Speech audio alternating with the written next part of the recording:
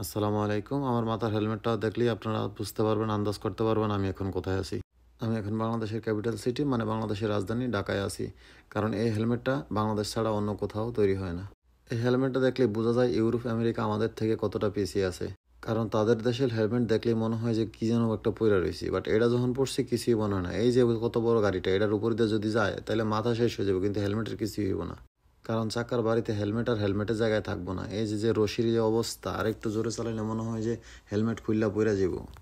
আমি এখন এমন একটা দেশে আছি যেখানে মানুষের জীবন থেকে, মানুষের মাথার থেকে হেলমেটের যে জরিমানাটা আছে 200 টাকা 500 টাকা, সেই জরিমানাটা অনেক বেশি মূল্যবান। আমি এক প্রকার বাধ্য হয়ে এরকম একটা দামি হেলমেট আমার মাথায় পড়লাম, কারণ এছাড়া আর কোনো উপায় ছিল না। যদি উপায় থাকতো তাহলে এমন দামি হেলমেট, এমন এক্সপেন্সিভ হেলমেট আমার মাথায় জীবন আমি পড়তাম না।